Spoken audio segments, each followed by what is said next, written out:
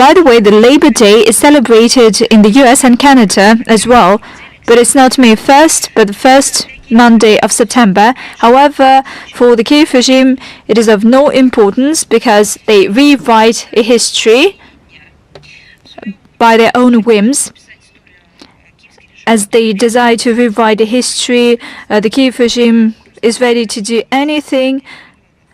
It needs to recode the mindset of millions of Ukrainians and those who associate themselves with this country to impose the idea of national exceptionality and dominance, not identity. What kind of identity can we talk about if everything that was cherished by the Ukrainian people was trampled during this political fight and mayhem?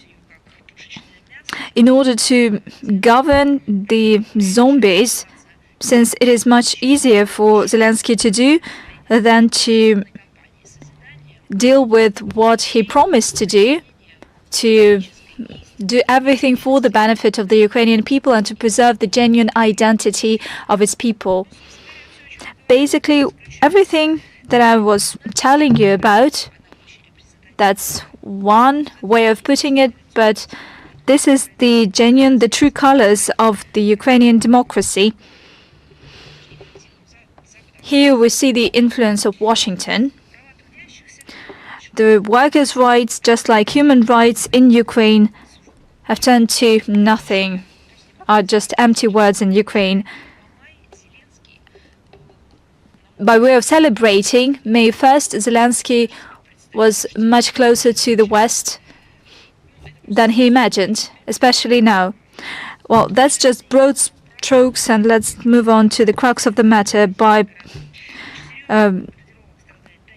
doing so, Donetsk suffers enormously. It had the lion's share of suffering throughout the 9 years of the Kiev aggression against the Russian-speaking population of Donbas. We get daily reports regarding the atrocities against women, children, elderly. We see the loss of life by men as well, by those who defend Donbas. But that gives you an idea about the Kiev regime. They don't make any difference between women and men. And it's not because they value the human life. It's because they don't care a bit about the life. People are being killed in the heart of the city. The Ukrainian nationalists made a missile attack against the capital of the DPR using American HIMARS systems. A missile struck a minivan, killing 7 people, including children. Where's the Western response? Have you seen any? Do you remember that their humanism was symbolized by the picture of a Syrian boy, photos and footage of children that suffered in Syria? They were circulated widely in Paris, London, Berlin. They were part of the election campaign, the rhetoric of politics in the EU political landscape. And now, after that, it turned out that this was just hypocrisy. But here, children died, and that is a fact. Has anybody heard any response? Maybe we just missed any debates in the British Parliament. Maybe the British Prime Minister came to his Parliament and made a briefing on the life of the children that were killed by the Kiev regime sponsored by the UK. Not at all. They just cynically stated that they have been supplying depleted uranium projectiles to the Kiev regime, as if it were some kind of humanitarian assistance. As for reporting, they never gave any report or accountability. 10 persons were also wounded in the Republican Injury Center. Maybe France briefed you about that, or some international associations bringing together investigative journalists or journalists per se. Not at all, not in the slightest. The Ukrainian armed forces are not shy to use violent ways of destroying civilians using mines. Donetsk recently saw the explosion of 4 kids. 2 of them were seriously wounded. Spain, Portugal, Italy. Has anyone known about that? All media outlets are simply banned from seeing that, hearing that, learning about that. Northern Europe, that loves so much to feel compassion to the victims of conflicts, to issue them residence permits, to give them prizes and awards. Are these kids not worthy of prizes? They do not care about prizes, they just want to survive, as was the case over the past 8 years. But that's a different story. That is of no interest to anyone. That doesn't fit the picture that is painted by mainstream media using Washington, by the Washington's instruction. And it is all happening amid constant sessions in Washington, New York, Geneva, at various international platforms. I'm talking about events on the freedom of media, journalists' rights, fight against fake news and impartiality in media outlets. What kind of impartiality and freedom of speech can we talk about if nobody talks about that except for us? Regrettably, if you think that we do not give these materials to sectoral institutions, to special envoys, to offices of high commissioners in international organizations, to the international organizations per se, that is also wrong, because we provide these materials on a daily basis to wake up the international community. And here I'm talking about the West primarily, because they are dreaming constantly, except for some kind of illusions that are built by mainstream media.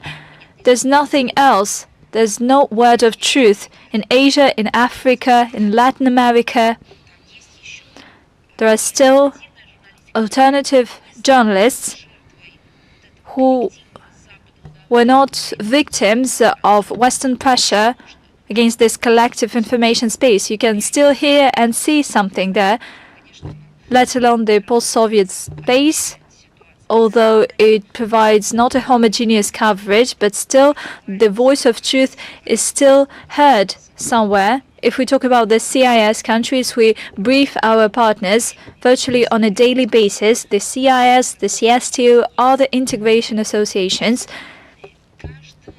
All this data are emerging every day. We include it in reports. At some point in time, they should reach this dormant conscience that still exists.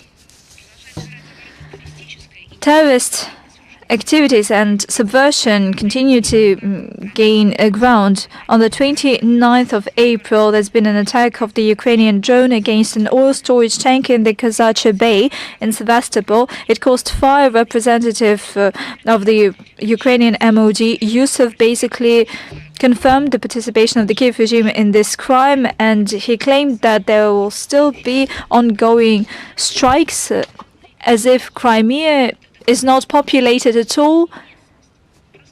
It is not inhabited. It is just a test range to implement these ill whims of the Kiev regime. But it is inhabited.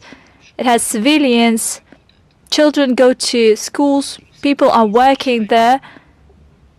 Back in the day, they ran away from the Kiev regime because they realized how it will all end up and who will gain the upper hand at the Bankovo Street. But now the Kiev regime does not conceal that they wanted to raise to the ground everything that is not part of their picture, that is not part of their worldview. By the way, representative of the Chief Intelligence Office of the MOD, Yusuf, advised locals not to be near military facilities that ensure the interests of the Russian army. That's an interesting way of putting it. On the 1st of May, in the Gatineau region of the Leningrad region, the power grid was damaged. The second explosive device was deactivated. The cargo freight train was also went off the rail. Luckily, there were no casualties among Belarus brigade of engine drivers. Let me also highlight that today, at the level of our agencies, some additional clarifications were provided on Sevastopol, and we will definitely provide you with the relevant links. This provided the new detailed materials, information, and data on the subversion activities by the armed forces of Ukraine regarding Sevastopol. We draw attention to an attempt by the Kiev regime to pass the responsibility for the clumsy work of its air defense system, because one of the Ukrainian missiles hit a residential house and caused the death of 17 people. It is not the first time such a tragedy happens, but the Ukrainian authorities and the Kiev regime try to behave as if the Ukrainian authorities are a terrorist regime, and their activities are also terrorist. And at the bunker, they lie to their compatriots, and they invent things. They also use these events for propaganda purposes. We can also cite the mentioned cynical attack of the Ukrainian forces. They caused it the God's punishment for human.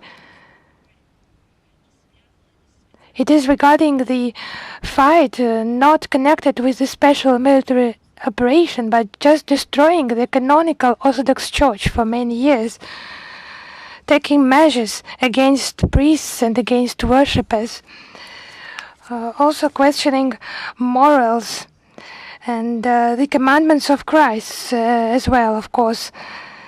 And nothing sacred remains for them.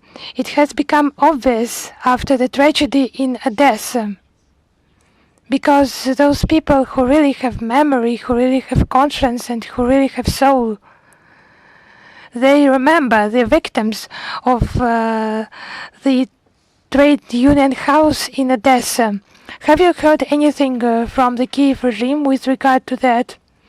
Maybe somewhere in the international organizations something has been said, something has been done. Maybe there were calls to fight those who are guilty of that tragedy, because every day there are technogenic tragedies in the world, unfortunately the cases of extremism, catastrophes of all kinds that take a lot of lives. But even among those tragedies, there are unique ones, not taking into account the number of victims, but the lack of humanity of those who have committed that, and who has either admitted that, consented to that, or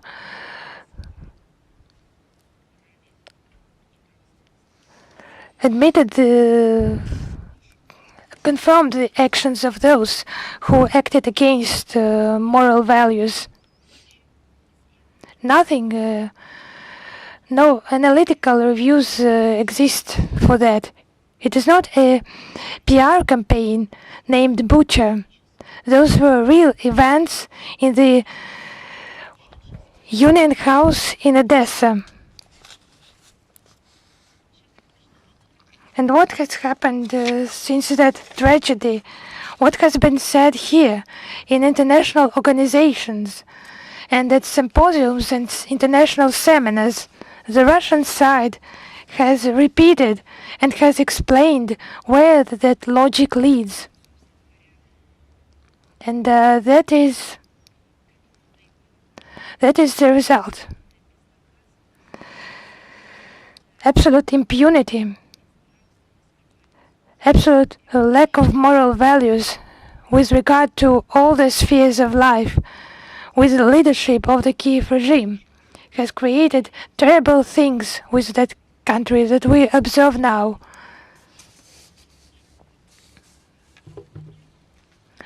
Western countries do not conceal their participation in the preparation of the so-called counter-offensive of the Ukrainian armed forces. They have already shipped the munitions for more than 600 million euro, and they plan to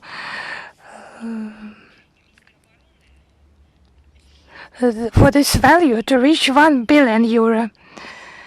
The German Minister of Defense, Boris Pistorius, announced the shipments of 80 Leopard 1 tanks, and in the nearest time, the Germans will begin to train more than 100 Ukrainian servicemen to handle them, and it is obvious who will be the target of this equipment.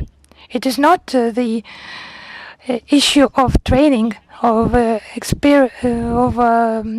experience exchange. It's about annihilation of people in the conflict zone.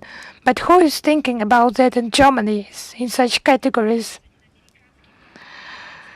Moreover, 31 American Abrams tanks are expected in Bavaria, and there will be a course for Ukrainian servicemen as well.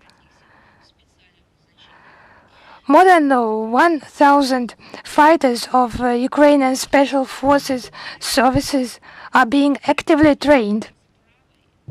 And a counselor to the Ukrainian president, Mr. Podolak, threatened measures to his compatriots in case they voluntarily receive the citizenship of the Russian Federation.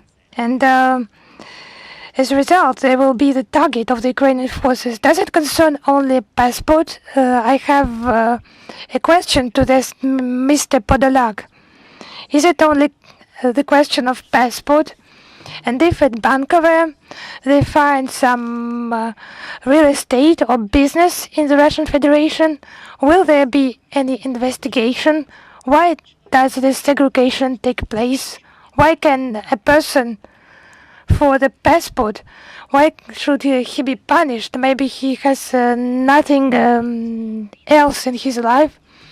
But those who have multi-billion businesses and profits from real estate, but now they are the leaders of the Kiev regime, why there will be no measures taken against them? Only because they have a lot of money? No, if there is no humanity, so take those measures if you are not ready. I address now the Kiev regime. If you are not ready to go back to the traditional values, normal values, if this process is irreversible for you, be consistent and provide information where you have those hidden assets, as if no one knows about that, because you are taking measures against people who are surviving, who experience the Western experiments on the territory of Ukraine. Now you are taking measures against them. I'm not speaking about high-scale politics. I'm talking about survival of many people. Maybe Mr. Podolak was unable to understand why the residents of Crimea, the Donetsk and Lugansk People's Republic, the Zaporozhye and Kherson regions decided to become part of Russia with their historic motherlands because they do not want to stay with those who do not value their right to live. And they want to receive the passport of the country, maybe where they were born, where they have relative ties. And the Kiev regime refusing them this possibility to receive the passport. And regarding those who have passports and residential permits of Great Britain, of Germany, possibilities to stay there for a long period, guarantees provided by those countries, Germany, Great Britain, the USA, Canada, Israel. And those people forbid to their citizens to have the possibility to choose. Why? Why is it happening? The events in Ukraine for the next time prove the timely manner of the Russian special military operation. As the Russian leaders have stated, the tasks and the aims will be reached. And those experiments by the Kiev regime, they have nothing new. It's not just Nazism, it's neo-Nazism. It's the reincarnation of the practices of the recent past. I would like to tell you about the book day in Germany. What is the book day for any normal person, any contemporary person who goes to libraries now, visits online libraries where it is based on the knowledge of history and the main element.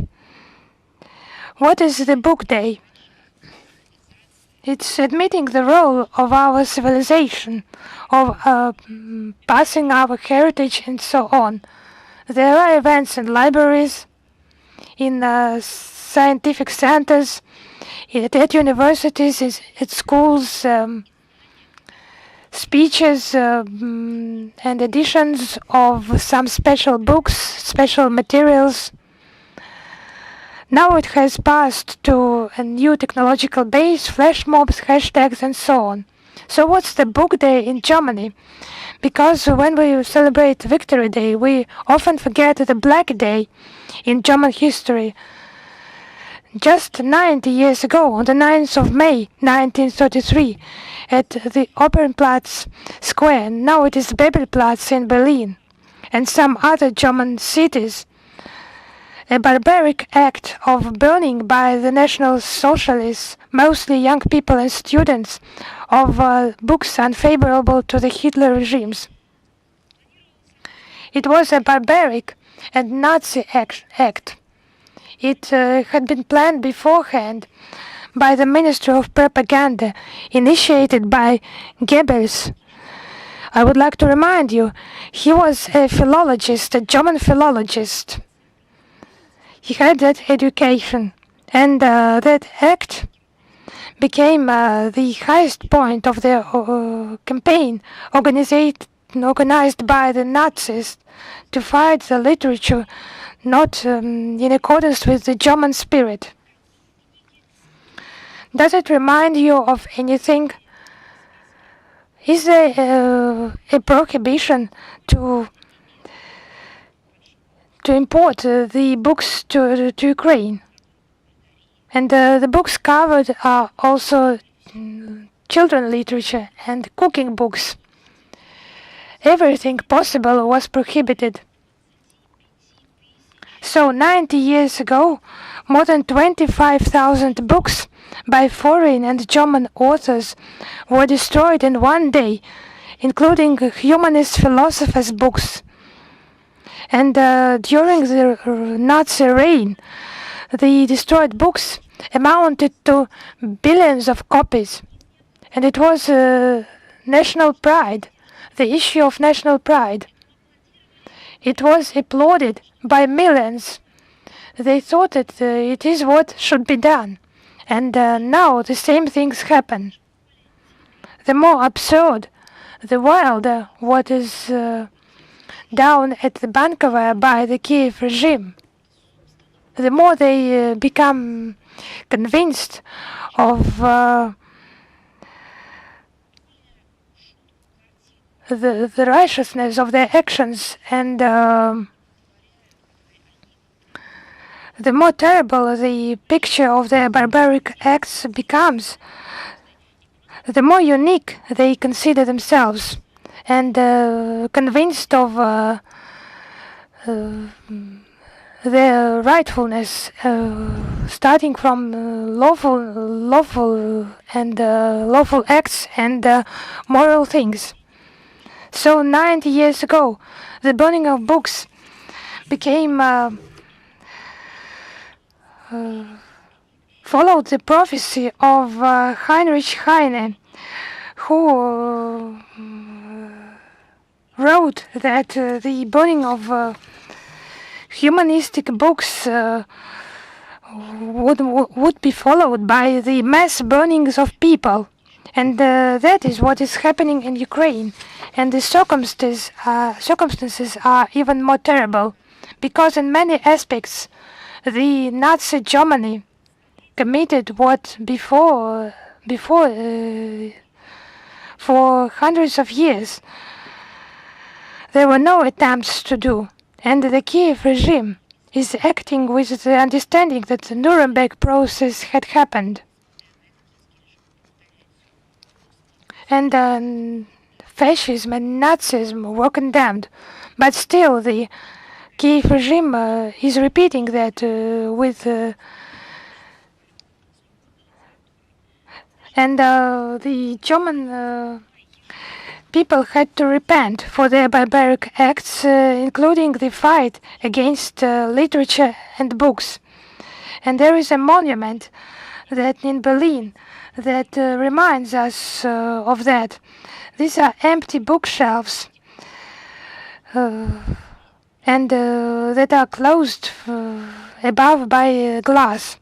And if someone in Germany can tell now that the monument has no artistic value and proposes to demolish it, he will be accused in Germany, ostracized, and so on. And if the same thing is happening on the territory of Ukraine, where Germany ships tanks, and the trained so-called experts who are actually militants with Ukrainian and other passports, that is what has been happening in Ukraine for decades. What is the reason of such colossal duplication of conscience in Western countries? Because beyond the black page of its history, they have erected the monuments, but they continue to bear moral responsibility. They protect those monuments. And if someone just has an idea to split paint or to write something on that monument, to desecrate it, that person would be found and would be punished by prison term. And his name will be published in the whole country, in schools, universities, and other public organizations. There will be lessons of inappropriate behavior, of the results of such destructive logics.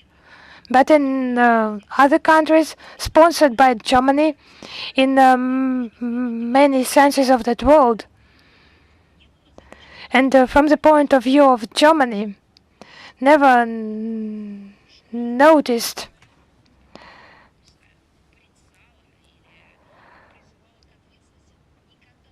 in bringing to responsibility such people, has never condemned people in the countries where the monuments to the heroes of the great of the Second World War, the Great Patriotic War, were destroyed.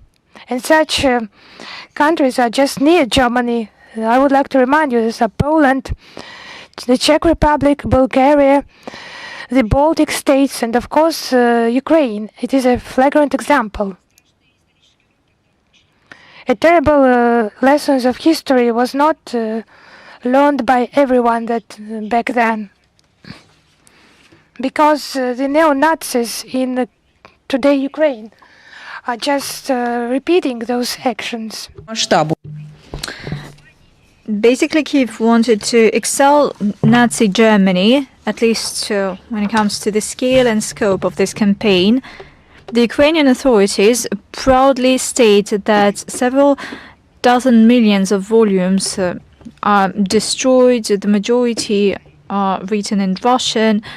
First, they were proud about that, then they bore responsibility for that, then they were ostracized for several decades. But initially, they were proud of themselves. They believed that that is an exceptional mission. There's no system whatsoever. They just deliberately destroy everything in Russian, including Ukrainian classical authors, their translation into Russian. That's what they decided to do, but that all started more than a year ago. Have you forgotten actions, quotas for radio and TV broadcasting on the use of the Russian language?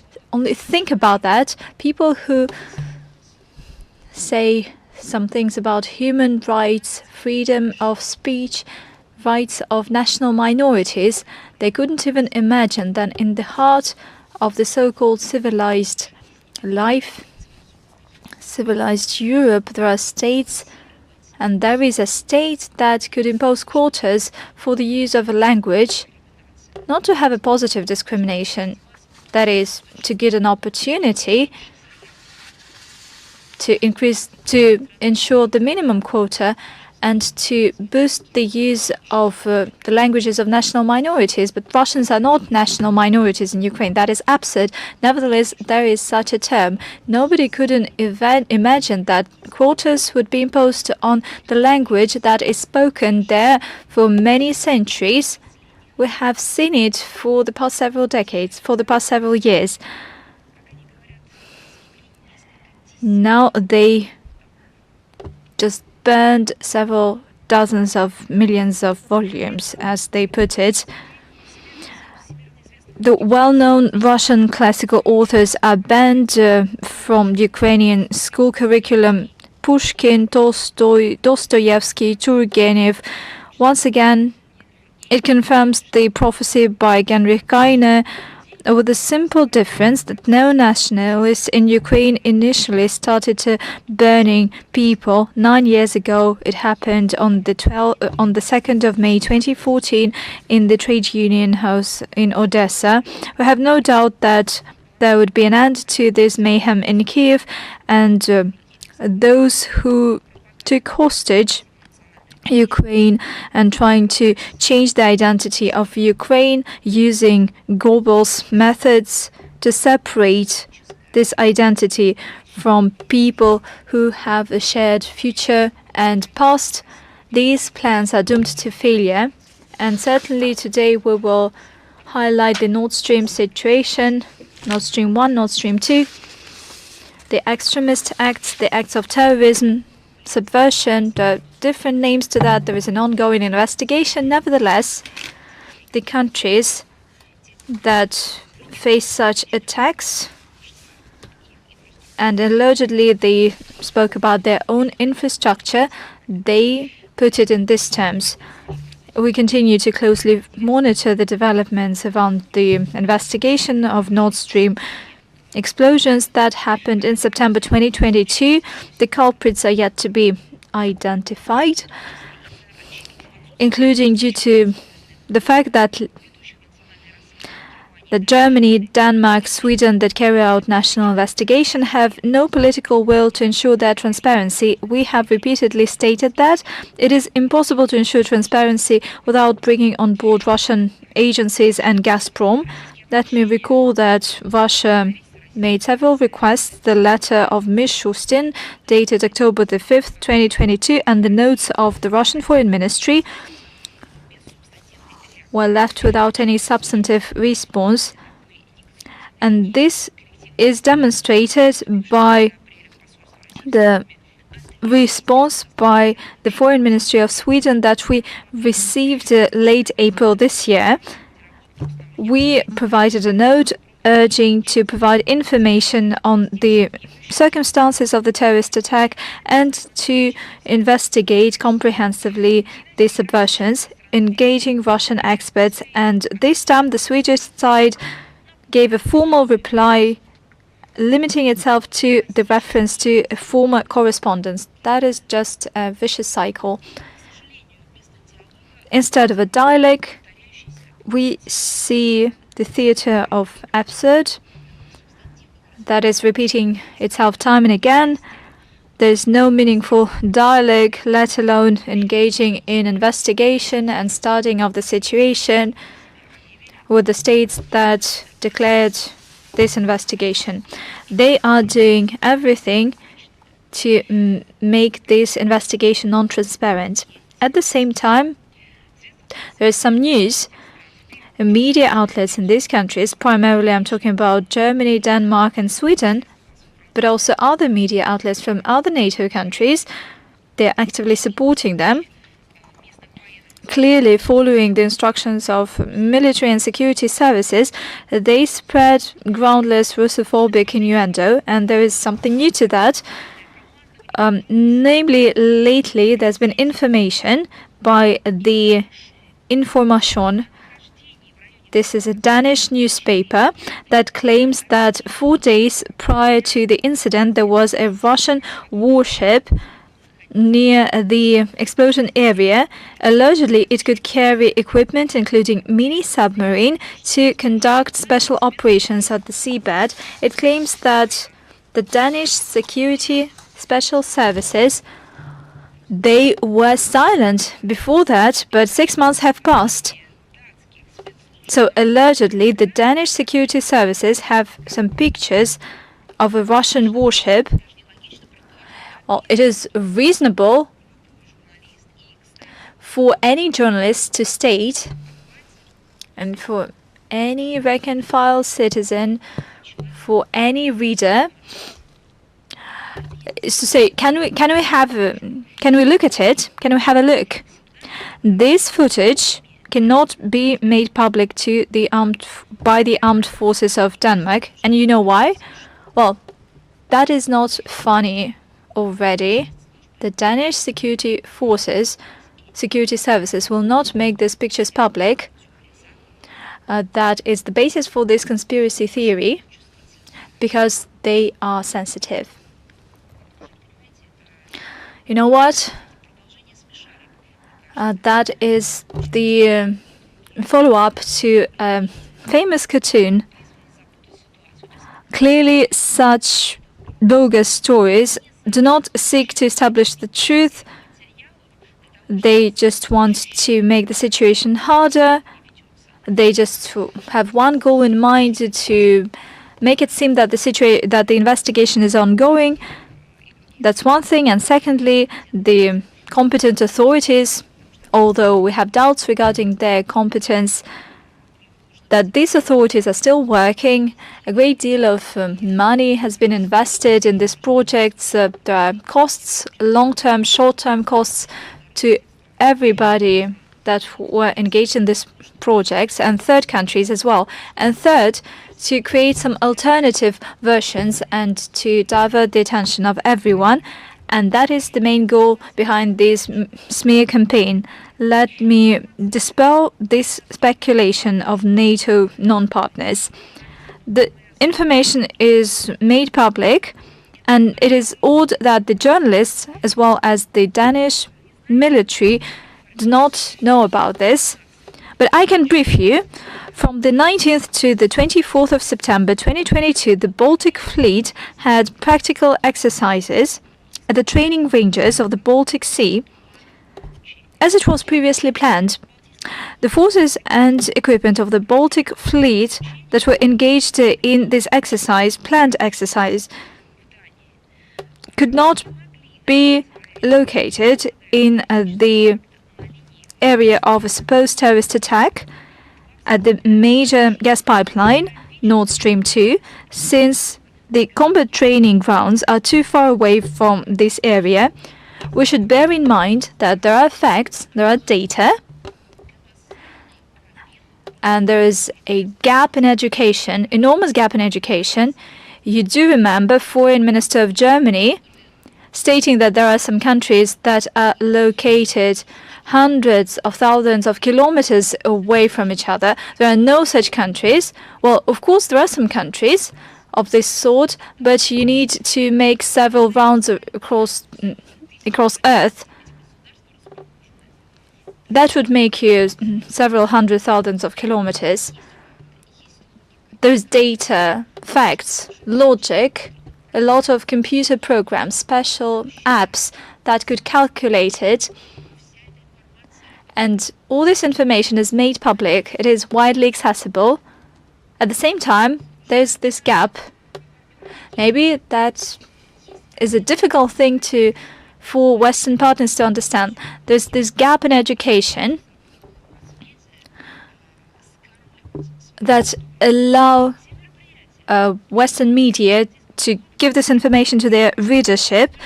For all this time, the Baltic Sea Fleet was carrying out its maritime training exercises. At the same time, when we talk about the area of the supposed explosion, it is located in the exceptional exclusive economic zone of Denmark that by definition rules out any activities and actions of the Baltic Fleet in line with UNCLOS. And certainly, Western media publish new version, breaking news version regarding Russia's involvement in the explosion of Nord Stream 2 gas pipeline 6 months after this incident, which is clearly evidence of the smear campaign by the West to rule out genuine perpetrators. Those experts in Denmark, Sweden, other countries publishing these materials, and it would be more reasonable to ask this question to the authorities of this country. Over the past 6 months, is it the first time on May and April 2023, is it the first time that you have heard about the planned exercises of the Russian Black Sea Fleet? And before that, was it the kind of information that was not accessible to you? And local journalists should have asked a question to the local authorities. Why do you get your salary since you have not noticed these obvious facts that were made public? That's not only a question to local authorities, but it is also a question to journalists who just copy-paste everything and do not ask basic questions. Let's move on. And it has to do with May 1st, by the way. Everybody has been following mass rallies in France against the pension reform promoted by the government. It prompted quite a contradictory response in the society. This is a kind of a domestic affair in France, but we'd like to highlight something. The decision of the government to use its constitutional right to adopt a law without a vote in the parliament only triggered protests. And in this electric atmosphere, the traditional manifestation of May the 1st resulted in mayhem, in arsons, vandalism and looting in key French cities, including Paris. For their part, police officers were quite violent. There were hundreds of detainees and injured, including law enforcers. You have all seen it. Frankly speaking, after everything I saw, I get a question.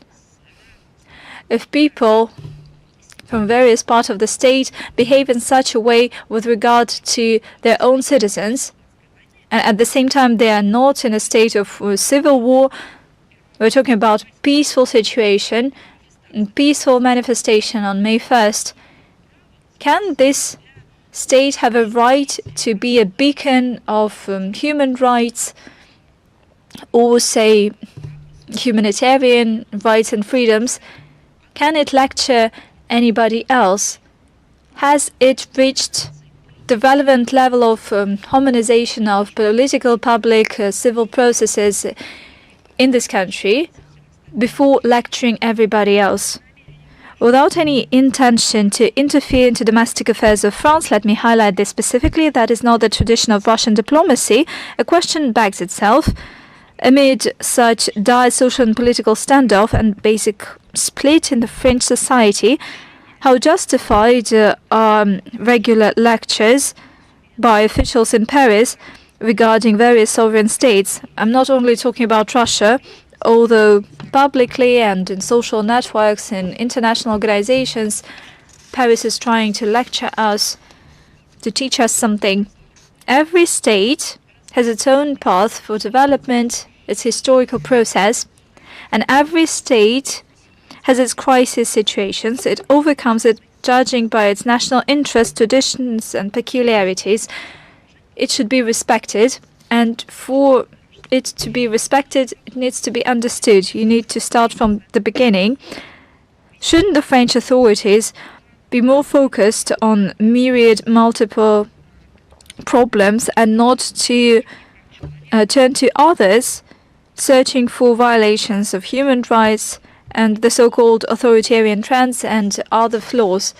You should better focus on yourself.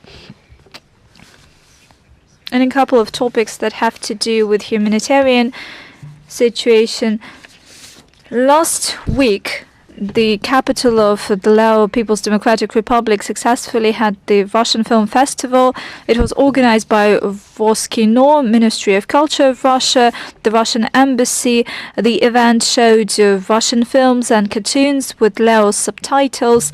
The opening ceremony was attended by leadership of the National Council of the Lao DPR, the Ministry of Information, Culture and Tourism, other Lao agencies and organizations. They highlighted in their remarks that a chance to study Russian cinemas allows the new generation of Lao citizens not only to get an idea of new areas of development of modern cinema industry, but also to get a glimpse of the spirit and nature of Russians that are no strangers to the graduates of Soviet universities that today are high-ranking officials in Laos.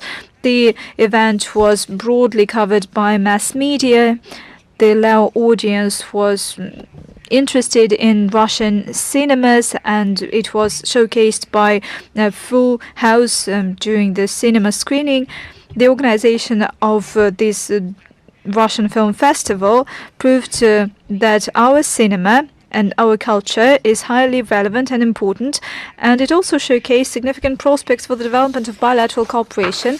On the 25th of April, Douala in the Republic of Cameroon saw the opening of the Russian Education Center with the support of the Education Ministry of Russia. On the first day of the work of the center saw the opening of Russian language courses that had over 100 students registered. During the upcoming fortnight, there would be an in-person courses for the students. They are to pass a Russian language test, and for those who already studied the Russian language, they will have a chance to pass a basic test. The course is very intensive. It uses cutting-edge ethnic-guided communication methods for foreigners outside the language environment. Teachers of the center also implement special program for Russian as a foreign language for those who study in the Russian International School Galactica. The program is aimed at elementary and junior high students.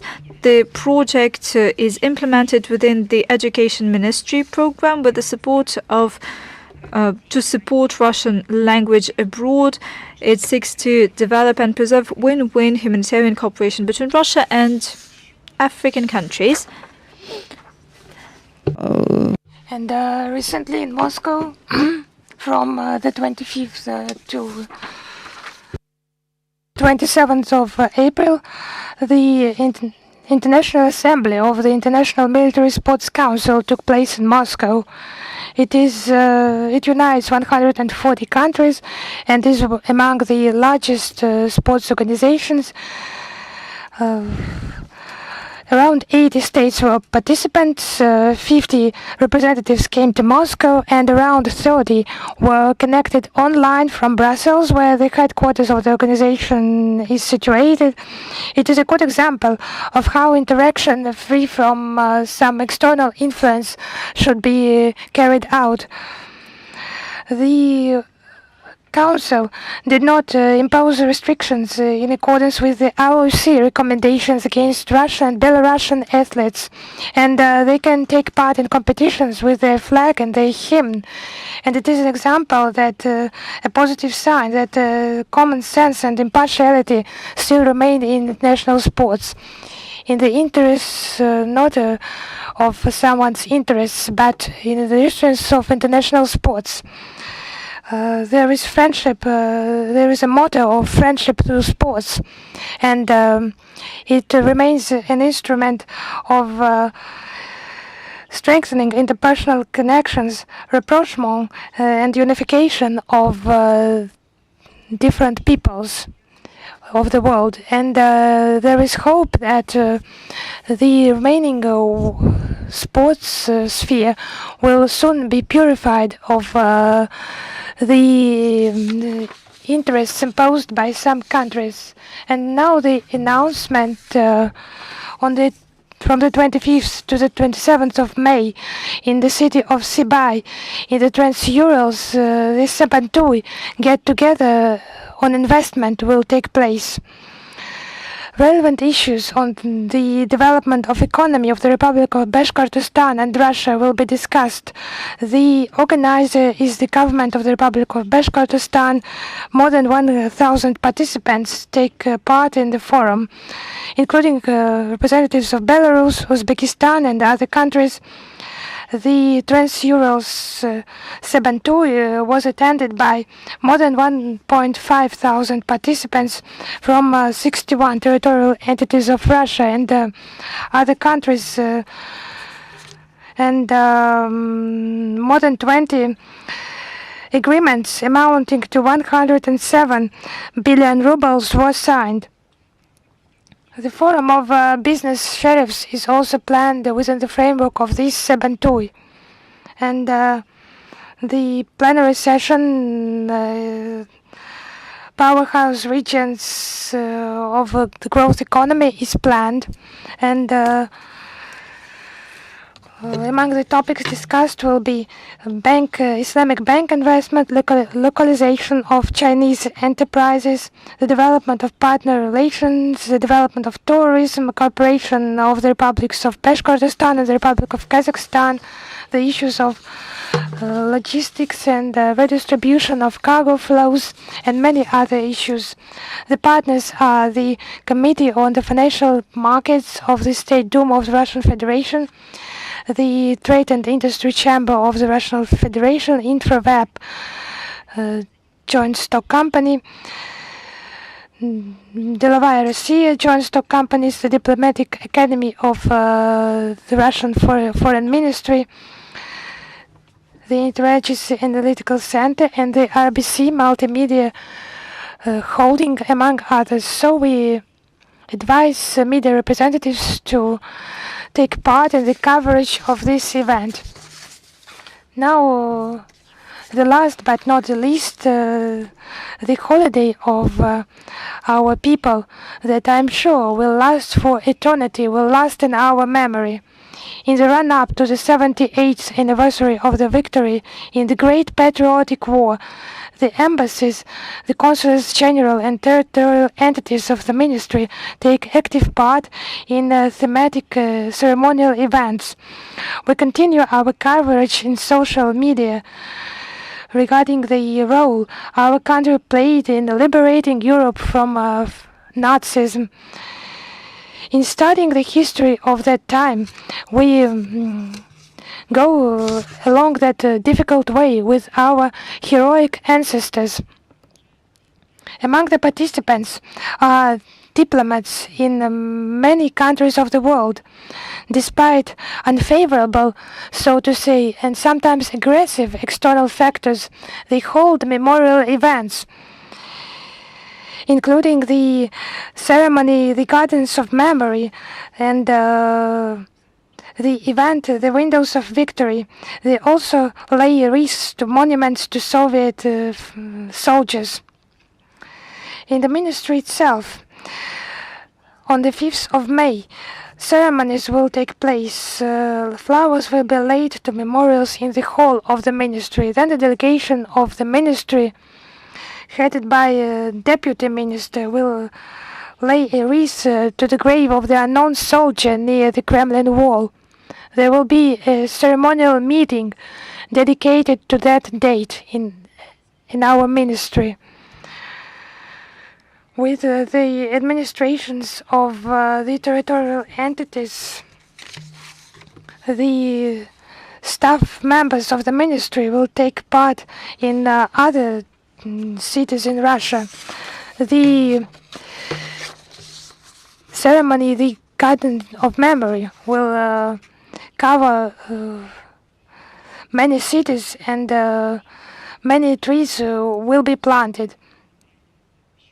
In St. Petersburg, trees were planted in the park near the Peskarova Memorial Cemetery. In Yekaterinburg, the book was presented, The Garden of Victory, The Philosophy of Courage and Persistence. On the 2nd of May, there will be a concert dedicated to the holiday. On the 9th of May, there will be the ceremony of laying the wreaths and flowers on the territory of the Shirokorechinsk Memorial Complex in Vladivostok. Flowers will be laid to the memorial to the military glory of the Pacific Fleet. There will be such ceremonies as the Georgian ribbon, the Candle of Memory, and the Minute of Silence. And representatives of friendly consulates were invited to take part in the ceremonies. They will also be covered in our media accounts, in our social networks and not our social networks. So we invite everyone who is interested to follow our accounts, the account of the Ministry of Foreign Affairs, the central headquarters, and the representations in the regions of our country. So I'm ready to answer your questions. Is международная жизнь with us? Yes, hello, Mrs. Zakharova. Recently, a French journalist, Xavier Offay, in his article for Atlantico, wrote that in Eastern Europe, the level of crime due to illegal flow of arms from Ukraine, the level of crime increased, and this process, ignored by the army and the media, will be continuous and dangerous. And according to him, it is of little concern to the Washington strategists. How can you comment on his statements? So, thank you very much for citing the French authors, journalists, but frankly speaking, I would prefer you to cite us as well, because I would like to say that this topic, where the weapons with ammunitions will go and where they will appear, we have dealt on this issue for more than a year, in a practical aspect, in different aspects.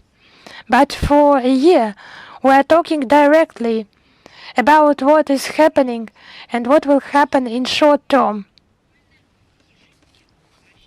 And what we have told, and we spoke about that daily, we will give a link in the context of this briefing to that material.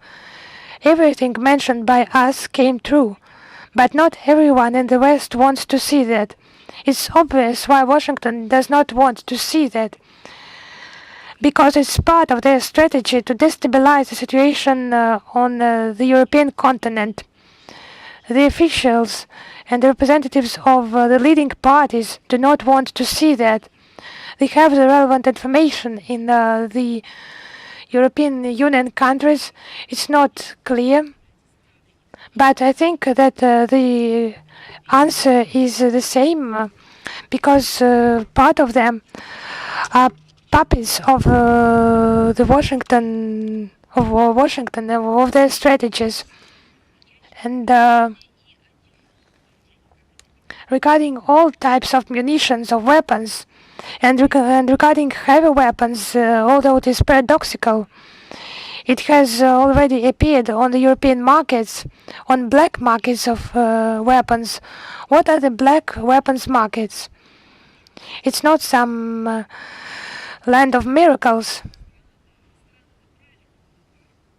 You understand that because maybe it can be called like that, but it's not some closed area where the situation can be controlled. The black market, talking about weapons, it's everywhere, taking into account the internet factor. It's a possibility to buy through blockchain technologies not controlled by any governments or special services through some information chains in the internet. I would like to repeat, any types of weapons supplied by Western countries to the Kiev regime. You understand, organized crime, drug trafficking, pillages, and shipments to other regions of the world. Something remains on the European Union territory, something goes further. They appear to have an illusion that something remains, something goes by transit, and this transit part will not concern them. And they lived in that illusion when they created the Arab Spring, when destroyed Libya, tried to occupy Syria. They were in that illusion, and then they had to wake up when tens, hundreds of thousands, millions of migrants came to them with their problems and woke them up. And back then, they had to go to reality from some illusionary world. And we were talking about that constantly, including the briefings on the 23rd of January in the 2023 and other briefings. We dealt on that situation. Now I would repeat what has been said, but I will repeat that. The uncontrolled pumping up of Ukraine with arms by the Western countries provokes increase in criminogenic situation not only in Europe but also in the world. It happened from February 2014 to December 2021, but then the speed increased and the scale increased. Before the special military operation, the Kiev authorities got around $70.5 billion in military aid. I would like to highlight it was before the special military operation. So in less than 10 years, for 6 years, more than $70 billion had already been allocated to the Kiev regime as military assistance. Although the control, as the experts say, was extremely weak, but there was actually no control. Because regarding the EU, the US, at some point there was lack of patience regarding the corruption schemes at the Bankovaya in Ukraine and the affiliated structure. They demanded investigations, materials were published, some people were fired, there were persecutions and so on. But that was not covering the substantial schemes, criminal schemes, because it's some united chain. From Ukraine, the lethal arms migrated to other unstable regions of the world. During the period of the Russian special military operations, the volume of military aid had become unprecedented. The number of American and other Western arms exceeded those shipped for the 10 years of the war in Afghanistan to the Mujahideens. And such irresponsible mass distribution leads to their passing to the arms of terrorists and to criminals. But will they go to the external regions of the world? They have different tasks, and the trade goes on with the use of cryptocurrencies, and the consumers become terrorists and criminals. It would be a powerful catalyzer of sharing the criminal spheres of influence and mafia wars, where the new criminal groups will take place. But if someone has illusions that it will remain there, it is some closed by a fence, area closed by a fence. If you are someone who obeys the law, you cannot get there. It's an illusion. It's a mistake. I would say that it's a crime to consider that. And to communicate that information to your population. By getting the weapons, the criminals, the terrorists and the extremists use them not against each other, but against civilians, against the state as well. They're selling at the black markets. The selling of the supplied weapons is not of such concern to the West, to the collective West. The major beneficiary of the crisis is the American military industry that is trying to gain the commercial profit despite everything. It could be of unprecedented scales, particularly if they get the weapons, the munitions, and if it is the portable anti-aircraft missile systems like Stinger or anti-tank missile system Javelin, you could imagine the scale and the consequences. But the West, as you understand, it was Marx who wrote that there are profits after which moral values cease to exist. It's not about moral values here. Firstly, it's about common sense, and secondly, it's about common sense in the consensus of someone's own security and prosperity. But after some sums of money, some feelings just stop to exist. Is Ria Novosti with us? Yes. Hello, Ms. Zakharova. We have a question. Today, the Turkish Foreign Minister Mevlut Çavuşoğlu said that the meeting of the heads of foreign ministries of Turkey and Iran is planned for the 10th of May in Moscow. Can you confirm this information? Well, firstly, the working contracts of the parties in the Joint Coordination Center in Istanbul are going on constantly. It is these are regular contacts adhering to the rules of procedure. And the summit meeting is discussed, but the terms have not yet been agreed. As soon as they are agreed, I promise, we will inform everyone of that. But only today, in the media, there were 2 dates cited in the media. Please be patient. It's not the issue of reprinting or frequently asking questions. It's not the case. As soon as the date and the format are agreed, we will confirm it as soon as possible. And our estimations of the Black Sea Initiative regarding the Russian agricultural products and fertilizers reaching the global market.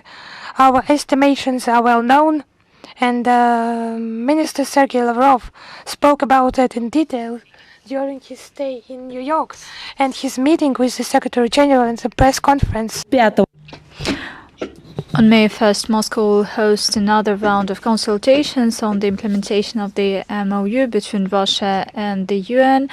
It will be headed by UNCTAD Secretary General Rebecca Greenspan. Frankly speaking, as of now, this is an exhaustive answer. The thing is that I had a question not on the grain deal, but on the meeting between foreign ministers of Russia, Turkey, Syria, and Iran. I misheard you, I believe. Okay. What was the question?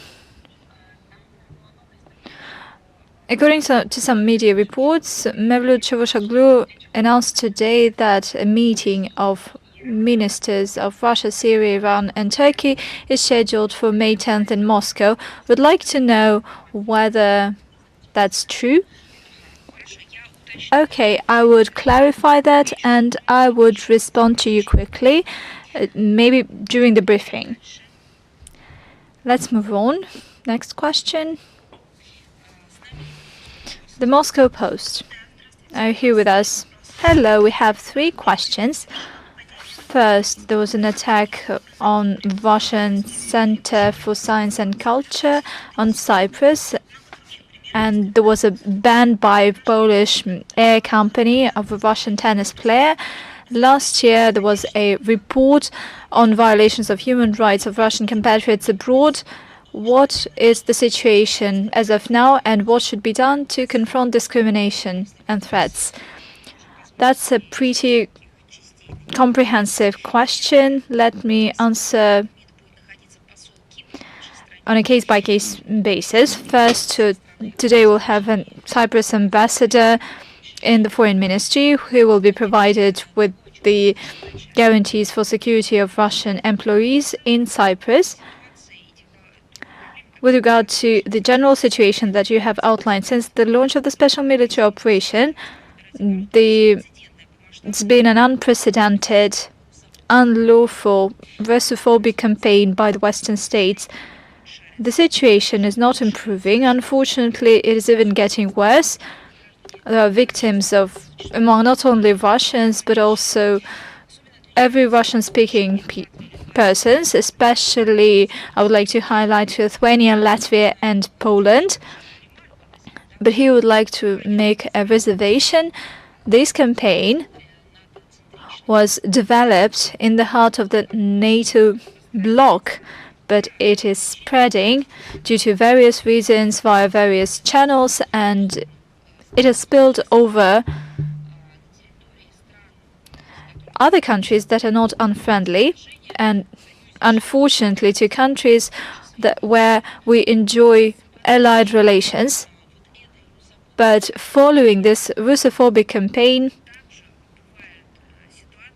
we see situations regarding our missions abroad and our compatriots. We do understand that the authorities of these countries are investigating these cases, but currently we are talking about this sentiment that was nurtured by Washington, London, Brussels, and it is spreading in a destructive manner worldwide. Suffice it to recall an outrageous case of Polish actions regarding Russian school in Warsaw.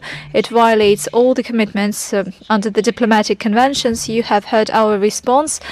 You've heard that the Polish ambassador was summoned to the foreign ministry. As for the countermeasures taken by Russia, we will brief you certainly in due time. There was also firing abuse of medical services, and there are insults, offenses, treatment, abuse of property.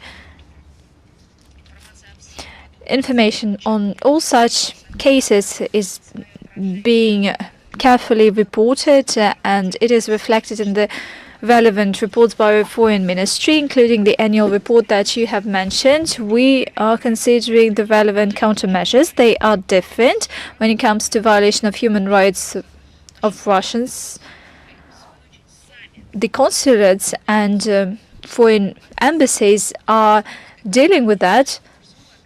The Russian foreign ministries have hotlines, they have phone lines, they are considering and studying various requests, and although we have limited resources in a number of unfriendly states, diplomats are considering such human rights tasks as their priority. In this regard, following such requests, we are working with local authorities, primarily at the level of foreign ministry, but also with law enforcers. We draw the attention to discrimination of international organizations, human rights organizations. We actively use the UN platform, the OSCE, as we draw the attention of the international community to the infringement of human rights among Russians. These illegal actions, these steps, these campaigns, this Russophobic campaign flagrantly violate commitments of these states under key documents when it comes to human rights and freedoms, including the Universal Human Rights Convention, international covenants regarding racial discrimination, and other international treaties and conventions. We urge Western countries to immediately stop bullying everything Russian, to return to bona fide implementation of their obligations in human rights, including when it comes to fighting discrimination.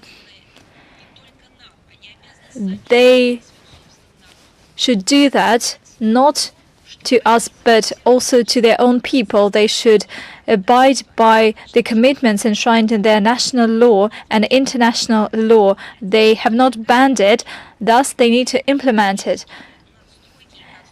Political situation or political structures should not allow them not to implement their direct obligations and commitments. The head of our missions brief our compatriots on the relevant mechanisms for promoting their human rights. We also make requests to the United Nations platform, and we use the special procedures including the special rapporteurs of the Human Rights Council on modern forms of racism, racial discrimination, xenophobia, zero tolerance when it comes to national minorities, and a lack of freedom of expression. Within the Human Rights Commissioner of Russia, together with our embassies abroad, we are updating constantly the database of legal experts and law firms that are ready to provide services to people abroad that found themselves in a difficult situation. Human rights activities are also conducted, among other things, by the Fund for Supporting Compatriots Abroad. There are law enforcement and human rights institutions in embassies in various countries. There are thousands of free of charge legal consultations. There are requests to human rights organizations.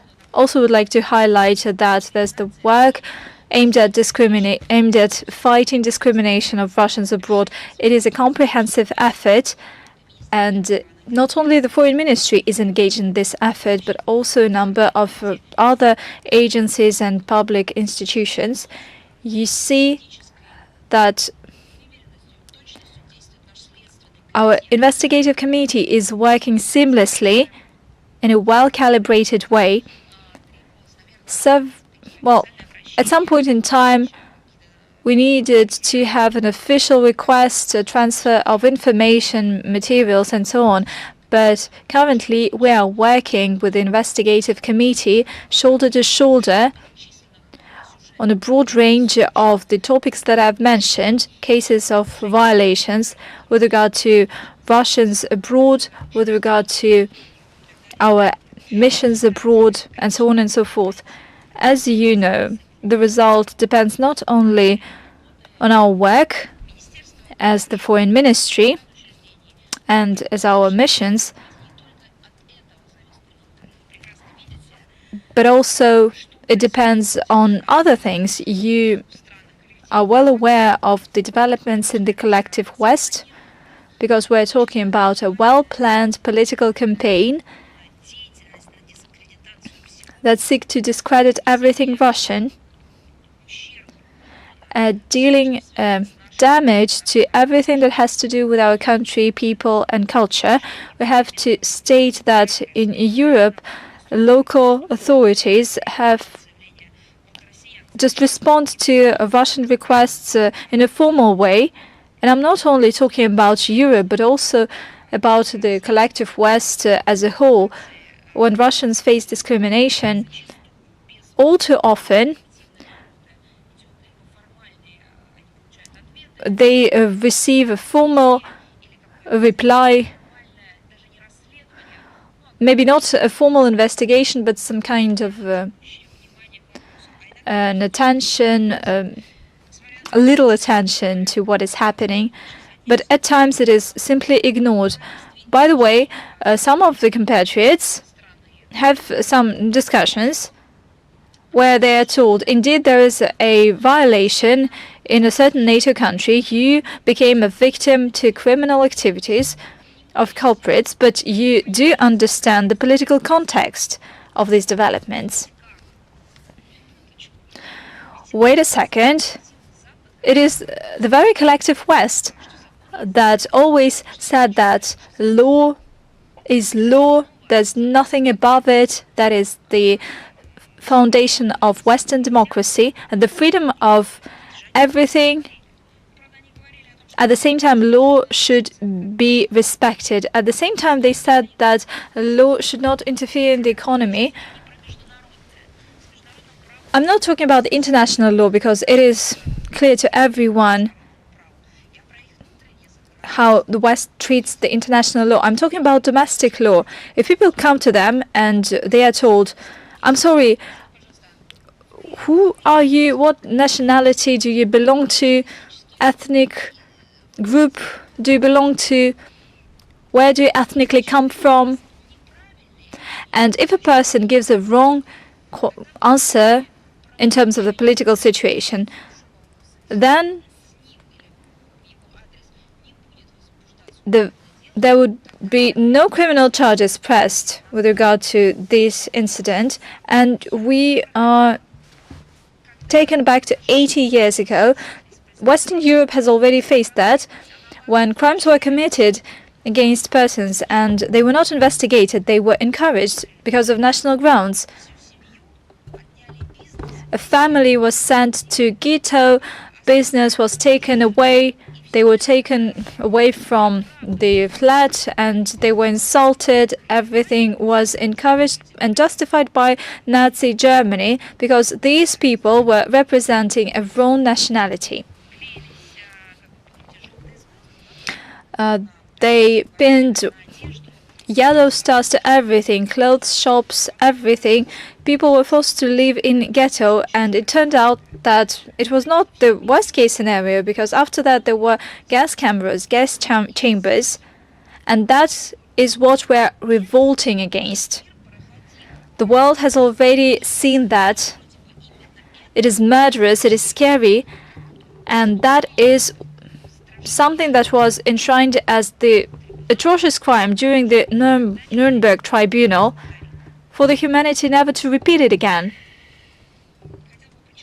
Let me emphasize that the work to defend human rights is something that we want to carry on doing. Thank you for this detailed answer. Recently, nuclear fuel was transferred to Akü nuclear power plant in Turkey. France supports the nuclear plant Bakş 2 project that is implemented in Hungary. At the same time, Germany insists that the EU should include civil nuclear energy of Russia into the 11th sanctions package. What is the assessment of the Foreign Ministry with regard to two lines with regard to Russia and Europe? It has become clear long ago that the sanctions war unleashed by the EU turned out to be a failure. Russia does not suffer the expected damage counted upon by the collective West, and they backfire, basically. That is absurd, that is stupid, that is odd, but maybe that's something that they like. The lack of energy sources lead to deindustrialization and growing social and economic problems in Europe. And that is not only our assessment. By the way, we predicted that. That is their own analysis. You can take a look at leading economists of the West. They have already analyzed it in detail. The EU officials are guided by the interests of transatlantic solidarity, but basically they face pressure by Washington. They do not pay heed to real needs of the EU member states, and they are ready to do anything for the sanctions mechanism to carry on, because in the current environment, these Russophobic restrictions turned out to be a domestic policy factor in the EU. That is why, when it comes to putting pressure on Russia, they are ready to follow any suicidal path.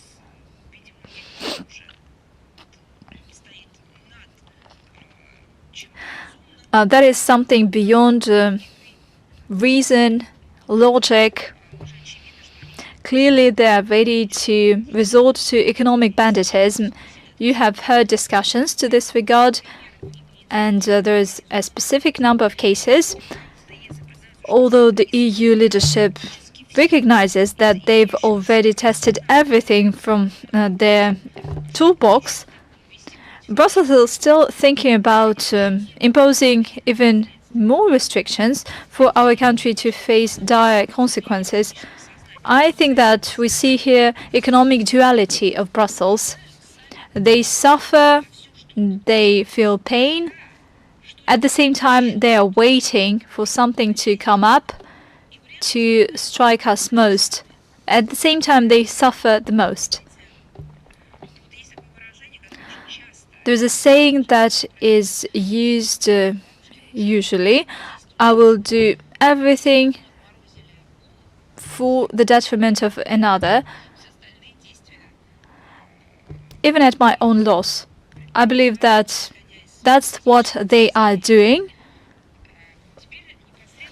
Moving on to the nuclear energy. Currently, the EU Russophobes are trying to cover nuclear energy of Russia in their sanctions. I would like to urge and to make an appeal to the voice of reason. Nuclear energy is the key element of the energy security of a number of states of this specific organization, the European Union. Thus, the European Union at large. Regrettably, certain circles in the EU try to politicize this area of energy cooperation with our country. Allegedly, they try to give more access to market to American sources. Clearly, by doing so, Brussels will damage itself if it introduces restrictions to the civil nuclear energy. At risk is not only the access to nuclear energy, but also the nuclear security of nuclear power plants in European countries. Thank you. And the last question. Russia has ratified a protocol on interaction of the CSTO member states and biological security. Previously, the Russian MOD briefed us on the biolabs of American military agency at the post-Soviet space. What neighboring countries have their biolabs controlled by the US, and what measures are to be taken in this regard? Ensuring biological security over the past years has become especially important in the international agenda, and you know why. Since when it comes to biological security, Washington turned matters of biological insecurity or biological danger The CSTO member states made a decision to prioritize this matter. On the 28th of April, President Putin signed law on ratification of the protocol. By the way, last year, the CSTO Committee of Secretaries established the Coordination Council that is in charge of all the biosecurity matters. The first session took place on the 15th of December last year in St. Petersburg, and the next meeting is scheduled for July in Minsk. Russia seeks to develop in-depth cooperation within the CSTO in this area, and we are ready to comprehensively bring about the efficient functioning of this entity. We prioritize biological security within the CSTO because there are numerous dangerous and uncontrolled biological activities by the US in various parts of the globe, including at the post-Soviet space. The US activities are of serious concern when it comes to implementing Convention on Biological and Toxic Weapons. The launch of the special military operation revealed new facts of how Pentagon and other agencies of the US in Ukraine, which they are not neighboring, which is on the other side of the earth, and it became the test range for their experiments with very dangerous toxins. And it was covered by the Health Ministry of Ukraine, but actually those were Pentagon programs and the Ukrainian ministry itself. For some years worked not only under the auspices, but under the leadership of a person sent from North America with their citizenship, their passport, their work experience. Under the coverage of Center Epidemiological Assistance, they modernized and built biolaboratories in other countries, among others in former Soviet Union states. And it was contrary to the protocol of the convention, the Biological and Toxin Weapons Convention. And it is impossible to control the compliance of those sites in accordance with that convention. And we repeatedly stated the necessity to make this work transparent. And where they opened those laboratories, they said, of course, we can even organize the guided tour for you. But it's not regarding a guided tour. There is a difference between a tour and an inspection. It was only about visiting some reception area. But actually, yes, it was reception, where guests are registered and not allowed to go somewhere beyond. The investigations carried out by the US can be contrary to the international security, and one of the facts revealed is the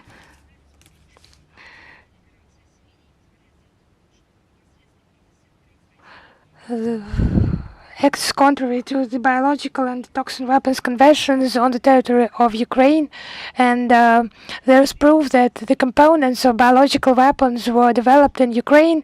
It is published in our report on biolaboratories in Ukraine. And this information, at first it was surprising for them, and even the high-ranking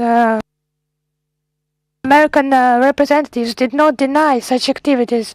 And after that, after they realized the scale, the consequences how to get out of this situation. And at first they did not find any words to justify them. They just admitted that they were carrying out such work. And many questions to Washington regarding those activities, as you know, remain without any reaction, any appropriate reaction, and all that requires solution. We will continue our work at the Profile International platform, mostly within the framework of the BTWC, regarding the claims we have and the situation in Ukraine reiterates the necessity to adhere to the BTWC, and the inspections should be carried out in the established framework with understandable results. It's not a guided tour. It's not what they want to show to you. It's not what you must see, what has been demonstrated to you. It's an inspection, it's control. And we intend to carry out the step-by-step work with the member states and for the states to adhere to the convention, and we will seek further strengthening of the BTWC. We hold regular consultations and are in contact with the partners in the CSTO. Memorandums of understanding have been signed, and their implementation is an impetus to security of our countries and our friendly relations, and contributes to cooperation in this sphere. It's a necessary sphere for cooperation, for real practical cooperation. And I do not want journalists, experts, political scientists to see in this just a number of cliches of international lexicology. It's not about cliches. The year that brought to us the pandemics, COVID-19, has shown what life can be and the challenges the humanity can face. Just in 1 second, all the challenges.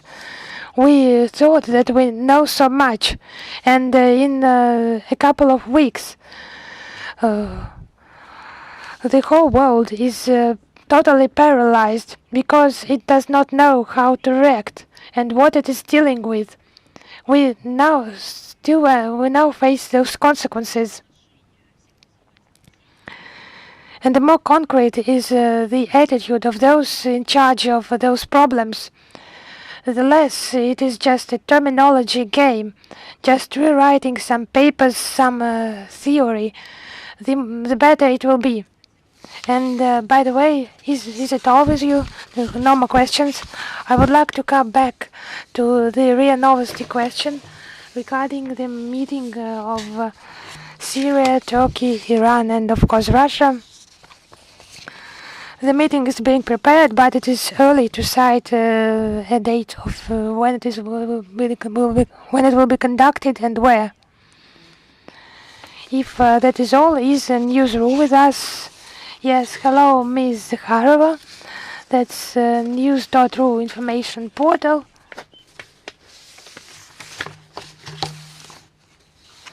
Regarding the reparations by Poland from Germany, they stated that they could require reparations from Russia, and the Polish authorities could start a dialogue on this issue with President Vladimir Putin.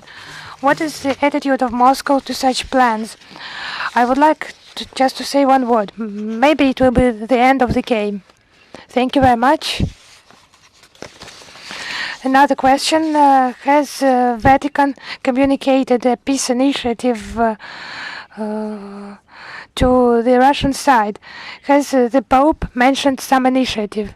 No, as of today, the Russian side has not received any initiatives from Vatican, no proposals of the settlement of the Ukraine crisis. We do not have anything like that. We do not have any details of Pope Francis mentioned in the media, But the Holy See has repeatedly expressed readiness to provide mediation services. We all have seen that, we have read that. From the start of the special military operations, we maintained contact with the Holy See, and we're sure that the Vatican is well aware of our position. And regarding the peace process in Ukraine, maybe some people still remain who do not know that Zelensky forbade to himself to conduct peaceful negotiations with our country and to his regime. He has relevant legislation in place, and it is not surprising in connection with those criminals. And you know very well, the only thing that the Bankowa is guided by are the orders of their Washington masters who are interested in hostilities, and they speak about that directly in Pentagon, in the State Department, the legislative authorities, and also some public figures, not all of them, but those who express some reasonable ideas are switched off of that discussion. You know what happens with journalists there. They're just fired, they're just not broadcast. And you know what the economists face, those who try to present some reasonable focus are threatened. They threaten to block their accounts. They get strikes. They get notifications, and it's refusal by the Kiev regime of any peaceful negotiations way.